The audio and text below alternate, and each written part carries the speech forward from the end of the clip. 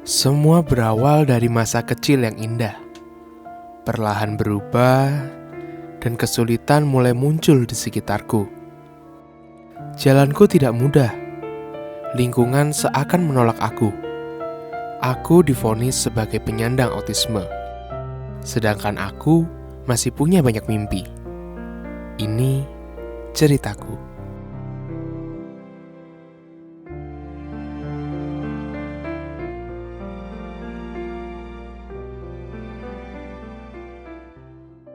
Halo, nama saya Yuli Gracia.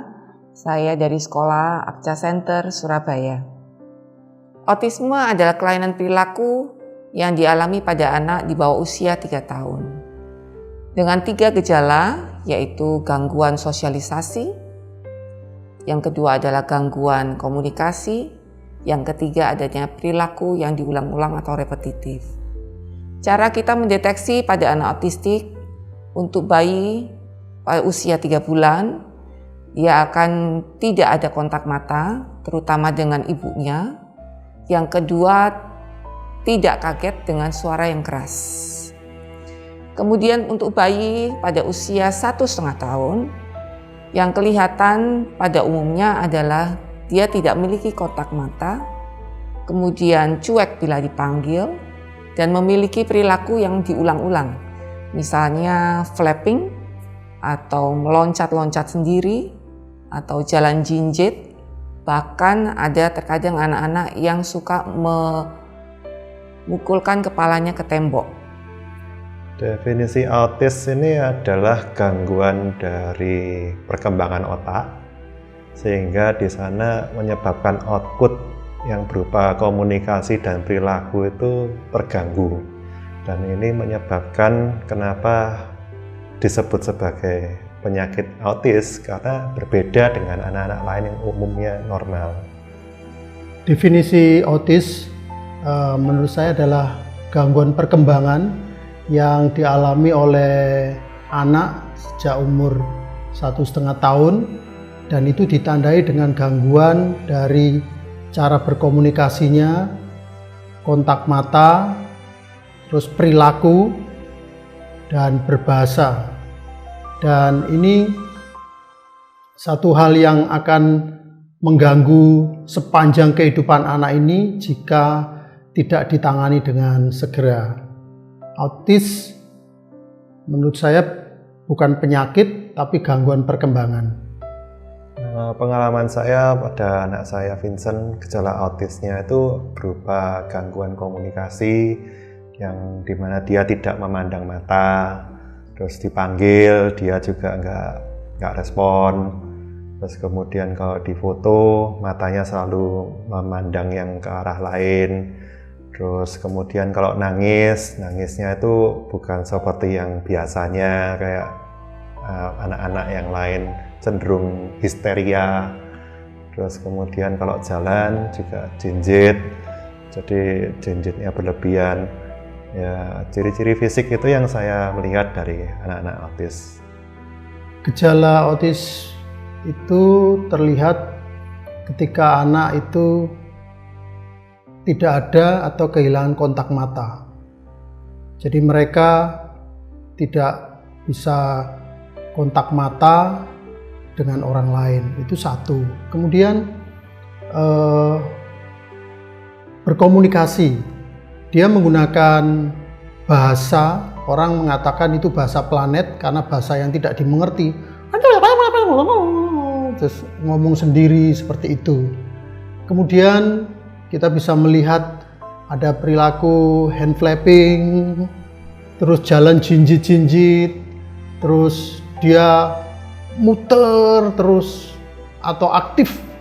Nah, itu menunjukkan bahwa hal-hal seperti itu kita sebagai orang tua harus curiga, ada apa dengan anak saya? Tidak bisa berkomunikasi 2 arah.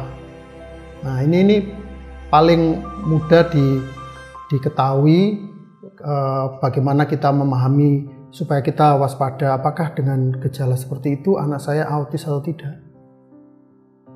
Ya, ini kan dunia lebih modern, jadi banyak sumber informasi, dan banyak dokter-dokter yang psikolog yang bergerak di bidang psikolog anak. Jadi hal yang pertama yang kita lakukan untuk memastikan bahwa anak kita autis, maka kita harus berkonsultasi dengan dokter.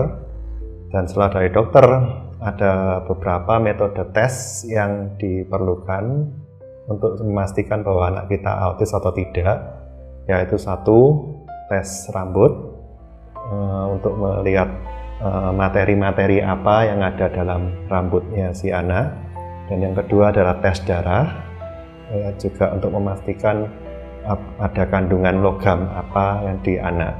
Nah, karena dua tes ini selama ini yang dianggap sudah valid untuk menunjukkan atau memastikan bahwa anak kita autis atau tidak. Dan tes ini dianggap perlu karena supaya kita itu tidak bertanya-tanya dan menduga-duga, sehingga kita bisa melakukan aksi atau melakukan tanggapan yang lebih dini pada anak supaya ada terapi atau pendidikan yang perlu untuk anak kita supaya tumbuh.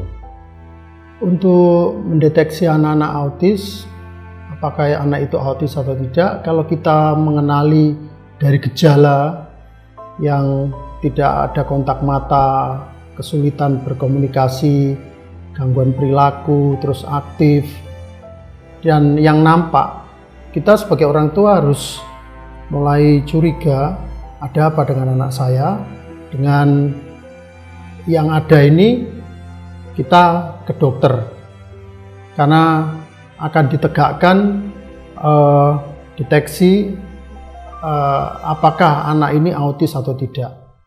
Saran saya segera ke dokter jika kita ketemu dengan anak kita yang terlambat bicara. Kata orang, oh belum cukup umur, jangan. Sekarang kita perlu lebih awal untuk mengetahui itu. Terlambat bicara itu bisa salah satu gejala anak itu autis.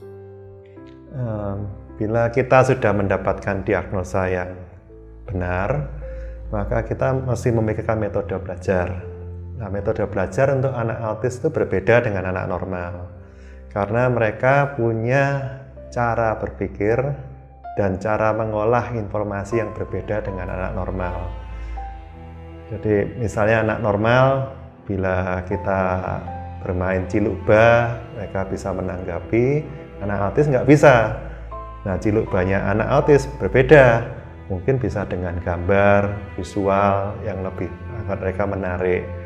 Dan yang kemudian lagi adalah anak normal, bisa kita ajarkan A, B, A, B, B, U, bisa. Anak autis nggak bisa. Dia mungkin lebih arah lagi ke arah musik. Nah, musik ini itu bisa musik yang spesifik, bisa piano, bisa biola atau drum. Dan ada lagi metode lagi yang lain adalah dari gerakan. Jadi dia meniru gerakan. Jadi gerakan orang yang dinamakan gerakan mengambil minum. Itu bukan tulisan mengambil minum, tetapi melihat orang mengambil minum. Nah, bagi mereka itu, oh itu mengambil minum. Nah, ini adalah suatu metode-metode belajar mungkin yang baru dan sehingga bagi orang tua nggak biasa daripada yang mungkin pada waktu masa kecil mereka. Metode belajar anak autis dan anak pada umumnya itu berbeda. Kalau anak pada umumnya, anak normal itu kita bisa mengajarkan B, A menjadi ba. Tetapi anak-anak autis ini perlu cara untuk bagaimana dia paham itu B, paham itu A. Misalkan kita mau ngajar membaca. Tetapi saya mau menyampaikan bahwa metode belajar anak autis itu berbeda, sangat berbeda. Mengapa? Anak autis ini belajar dari meniru. Dia meniru apa yang dia lihat. Dia melakukan apa yang dia dicontohkan. Dengan kita mengajari tiru, terus dicontohkan, anak baru paham. Karena apa? Kita membayangkan bahwa anak autis itu seperti gelas kosong yang diisi oleh air, diisi air. Nah, apa yang diisikan itu yang akan diterima. Dia tidak mampu untuk memfilter. Ini yang perlu perhatian khusus supaya anak-anak ini belajarnya itu tepat sasaran dan benar. Karena anak-anak ini menerima aja yang dia lihat, dia dengar, dia rasakan. Itu cara belajarnya. Pengalaman saya mengajari anak autis yaitu dengan cara menirukan. Ini contohnya ya. Tiru. Mungkin anaknya tidak akan merespon bagaimana tiru tangan saya ke atas.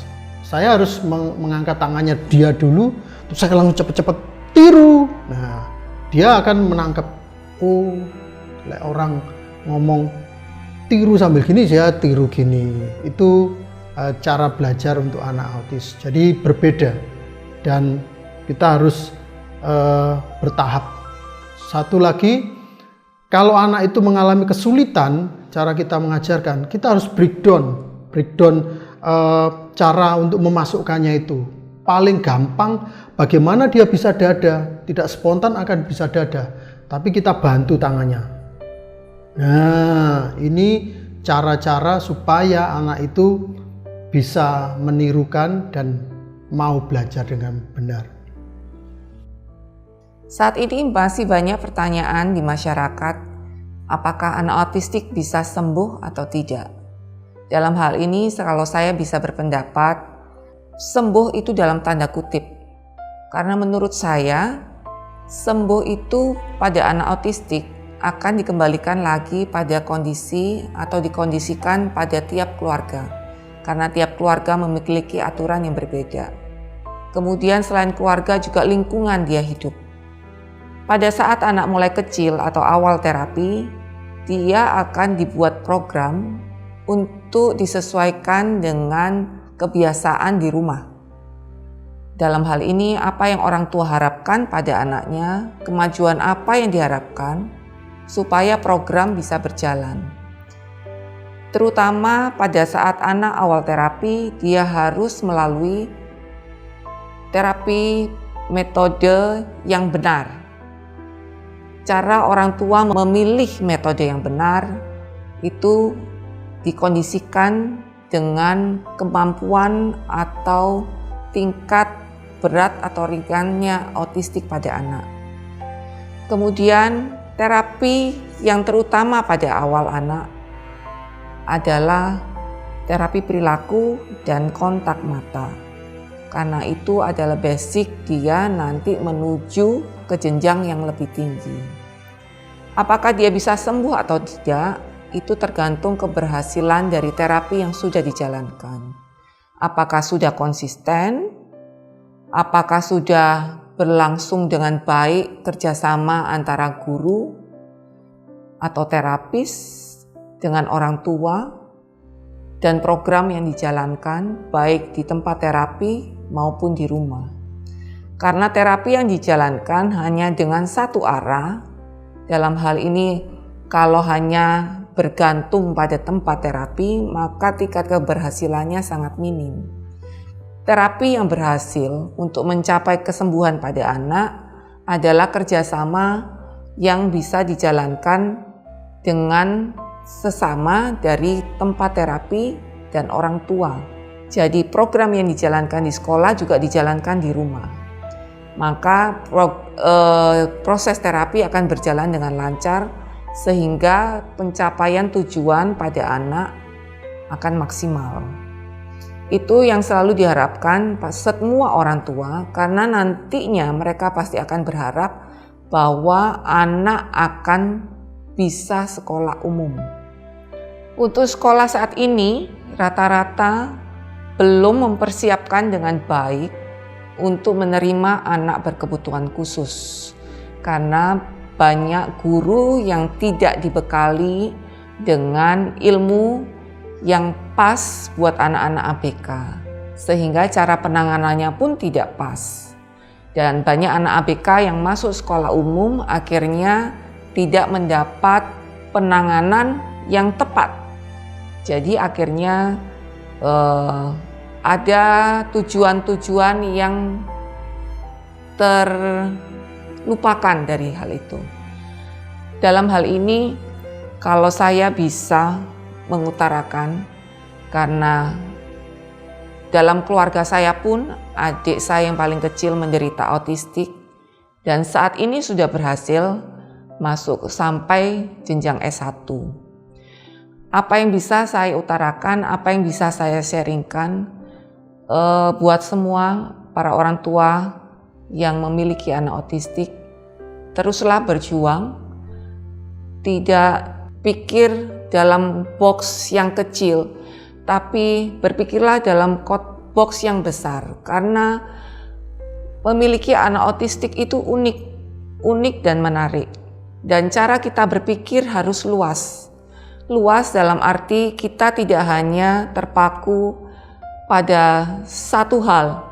Apakah hanya materi yang dikejar atau hanya masa depan dia yang tidak tahu pasti. Yang dalam hal ini saya bisa sampaikan, saya bisa sharing, tujuan utama orang tua mulai menterapikan anaknya dari kecil adalah membekali anak untuk bisa mandiri. Mandiri dalam hal dia bisa membawa diri ke masyarakat yang luas, kemudian berkomunikasi, bersosialisasi yang baik. Selain dia nantinya akan belajar di sekolah umum atau dia mengembangkan bakatnya. Sehingga orang tua yang sudah menerapikan anaknya dari kecil, tujuannya tidak buram. Tapi dia punya tujuan, setiap orang tua punya tujuan yang pasti. Bahwa anaknya tujuan utama adalah mandiri, kemudian dikembangkan bakatnya sehingga anak ini memiliki penghasilan yang pasti untuk masa depannya. Pesan saya untuk para orang tua yang memiliki anak autistik, sekiranya memiliki tujuan yang pasti, mulai dari kecil, terapikan anak bapak ibu dengan terapi metode yang benar, dengan tujuan yang pasti, sehingga terapi jangka panjang yang akan dilalui tidak terbuang dengan sia-sia. Harapan saya, teruslah berjuang, jangan putus asa, karena setiap anak autistik atau setiap anak ABK adalah unik, titipan Tuhan yang istimewa. Bagi saya orang tua dengan Vincent yang sudah sampai umur 17 tahun, saya bilang bahwa ini adalah suatu perjalanan. Dan kalau kita ngomong autis ini penyakit, bagi kita nggak ngomong ini penyakit, ini adalah gangguan. Jadi makanya kalau kenapa saya bilang ini perjalanan, karena semua ini masih dalam suatu proses di mana kita makin dewasa juga makin belajar dan makin terus bertumbuh. Dan sehingga kita mendefinisikan ini adalah tambah baik. Jadi bukan sembuh. Kalau sembuh kan sudah selesai. Tapi ini kan kita bertambah umur, kita akan mencari yang tambah baik bagi anak kita bagaimana. Jadi kita akan cari kebutuhan belajarnya dia, dan dia akan belajar terus terhadap situasi yang ada di masyarakat dan bagaimana menanggapi situasi hidup yang akan dia hadapi. Apakah anak autis bisa sembuh? Yang perlu dipahami dahulu yaitu autis bukan penyakit, tetapi gangguan perkembangan. Kalau penyakit dikasih obat, misalkan sakit batuk dikasih obat flu atau obat batuk sembuh. Tapi ini tidak, ini gangguan perkembangan. Sembuh dalam pengalaman saya untuk menangani anak autis ini, itu dari tidak bisa melakukan sesuatu, akhirnya dia bisa melakukan sesuatu itu setelah melalui proses meniru, belajar, dan diulang-ulang. Itu menurut saya sembuh. Jadi kita perlu memahami bahwa autis bukan penyakit dan autis itu tidak bisa sembuh, tapi berubah dari tidak bisa menjadi bisa. Itu menurut saya dari pengalaman. Karena apa? Saya 5 bulan yang lalu ketemu murid saya yang sekarang sudah umur 25 tahun.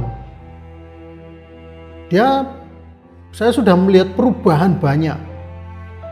Apakah dia sembuh? Dia seperti saya bisa berkomunikasi, paling tidak sudah lebih lancar. Itu saya merasakan, dia sudah sembuh. Yaitu berubah. Sembuhnya di sini berubah, lebih baik lagi. Beda dengan penyakit. Definisi autism ini terlalu beraneka ragam karena stigma autis atau gejala-gejala autis itu dibeda-bedakan dengan banyak segala macam. Ada yang sifatnya Asperger, ada yang sifatnya disleksia, ada yang sifatnya itu bisa-bisa Down syndrome. Semua dilabeli dengan kata yang paling simpel, autism. Nah, yang penting bagi orang tua adalah memahami bahwa si anak ini apakah dia mengalami masalah dalam perkembangan otaknya dan sehingga itu mengganggu perilaku dan cara berkomunikasi, dan dari sana saja kita bisa menentukan ini mau diarahkan kemana, ke terapi yang lebih baik, dan kita sebagai orang tua juga sudah bisa menerima dan mempersiapkan mental kita dalam mendidik anak ini untuk kedepannya supaya lebih baik. Jalanku baru dimulai, jalan yang panjang, berliku, dan tidak mudah.